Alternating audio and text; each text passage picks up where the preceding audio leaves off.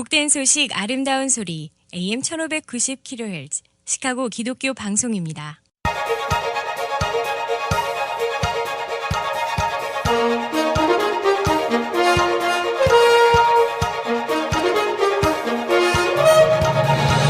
김정일 해설위원의 시사 해설. 세상을 넓게 봅니다. 삶의 지평이 넓어집니다.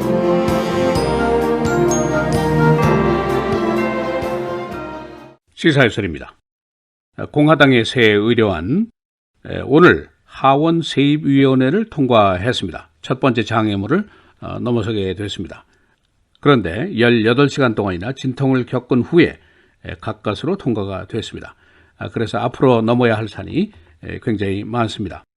하원 에너지 상무위원회도 통과를 해야 되고 하원 전체 회의에도 통과를 해야 되고 그리고 상원에서도 같은 절차를 밟도록 되어 있습니다.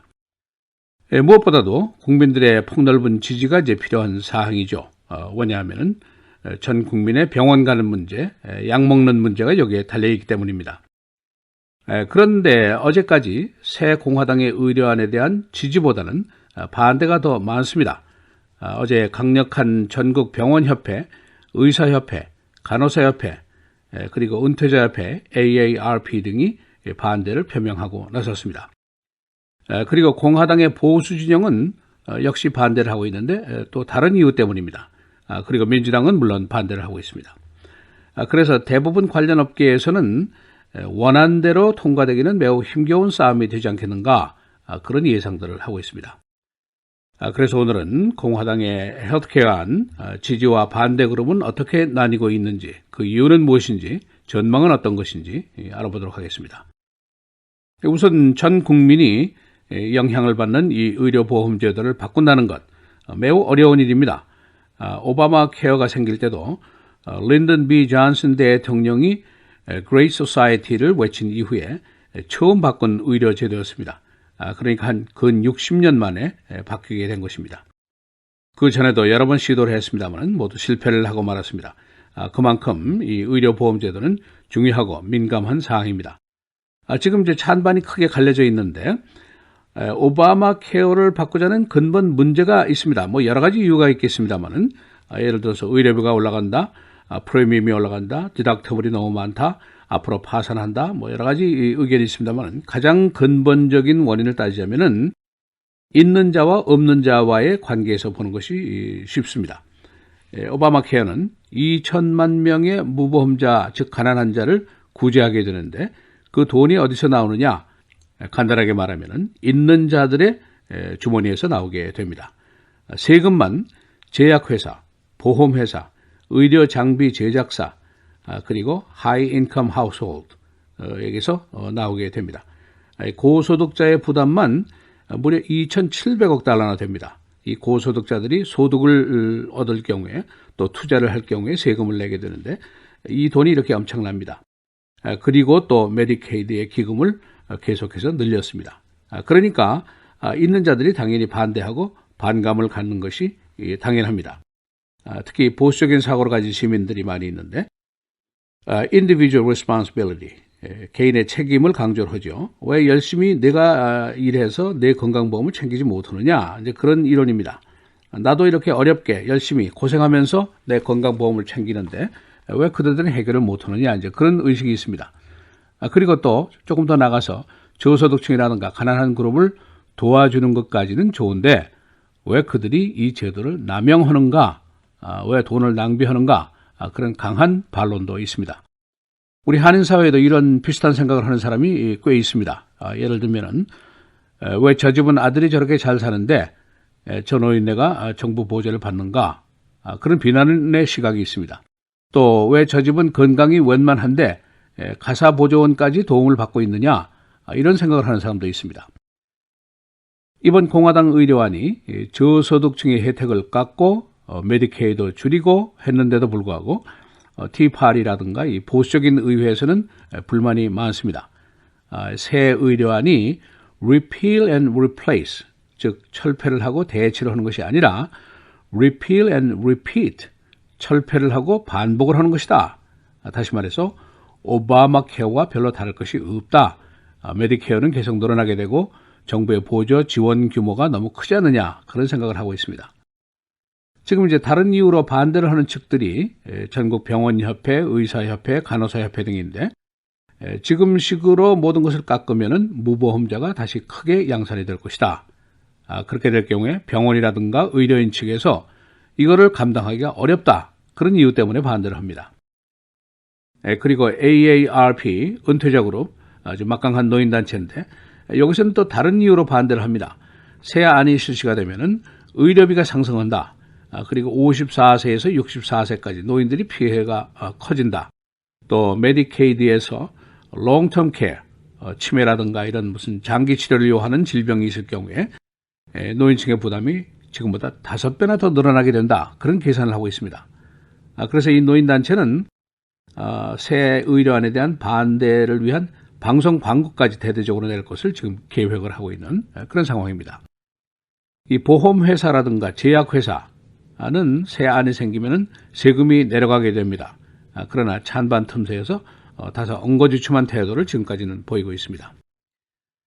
AMA 23만 5천 명의 회원을 가진 의료단체인데 하원에 서한을 보냈습니다. 지지 못한다 하는 것을 선포했는데 헬스케어 커버리지가 내려가게 되고 무보험자라든가 취약한 국민들이 늘어나게 되기 때문에 우리는 지지를 못하겠다. 그런 이유를 대고 있습니다. 그래서 현재로서는 새 공화당 의료안에 대한 지지 세력보다는 반대 세력이 더 크게 보이고 있습니다. 그러나 공화당 지도부에서는 이 새 안을 반드시 통과를 시켜야만 합니다. 수없이 폐지를 외쳐왔는데 지금 공화당이 상하원, 화이트하우스를 다 장악하고 신속하게 뭔가 보여주지를 못한다면은 보수층의 시민들로부터 야단을 맞게 되어 있습니다. 또 트럼프 대통령도 마찬가지입니다. 선거 전시에 수없이 철폐 대치를 외쳐왔는데 신속하게 처리를 해야만이 정치적으로 체면이 서도록 되어 있습니다. 그래서 트럼프 대통령은 선거 전식으로 거리에 나가서 지지를 호소하는 그런 랠리도 또 지금 준비를 하고 있습니다.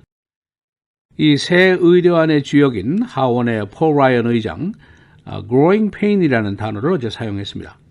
공화당이 소수당에서 집권당이 됐으니까 오바마 케어의 교체를 반드시 이루어야 하는데 어느 정도 고통이 따르더라도 해야 된다. 그런 명분론을 내세우고 있습니다. 이 상원의 입장이 좀 애매합니다. 상원 내 온건층 의원들이 있는데 이 원안대로는 찬성을 못하겠다. 찬성을 유보하고 있는 그런 태도를 보이고 있습니다. 이 상원의 공화당 의석이 52석인데 과반수가 겨우 넘어섰습니다. 만일 중도층이 반대를 하게 되면 상원 통과를 장담할 수도 없는 일입니다. 공화당 지도부라든가 트럼프 대통령은 repeal and replace, 신속하게 이제 처리한다는 목표를 가지고 있습니다. 그래서 청문회도 생략을 하고 여러 가지 과정을 지금 생략하고 있는데 그러나 상원에서는 생각이 좀 다릅니다. 이것이 매우 중요한 사안이니만큼 다시 한번 잘 따져보자, 천천히 하자, 청문회도 하고 의회 예산국의 보고도 좀 들어보고 또 여러 가지 절차도 생략하지 말고 밟아라, 그런 의견을 보이고 있습니다. 아직 의회 예산국에서는 새 의료안에 대한 분석 자료도 내놓지를 않은 상태입니다. 어제 새 의료안이 이제 심의에 들어갔는데 하원의 세입위원회 그리고 하원의 에너지 상무위원회 소위원회 2개가 오전 10시부터 회의를 시작했습니다. 그런데 오늘 새벽 4시에 장장 18시간이나 토론을 거듭한 끝에 휴회를 했습니다. 시사해설 김철인입니다.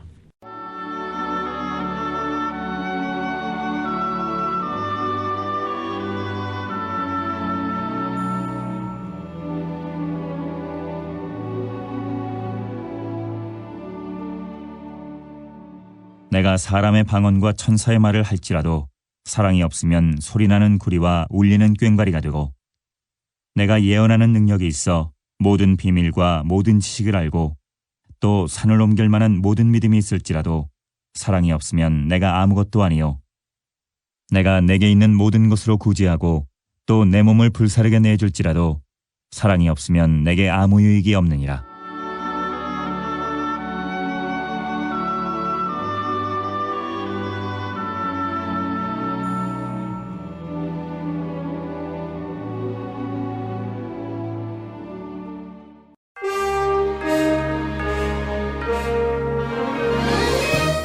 헤드라인 뉴스입니다.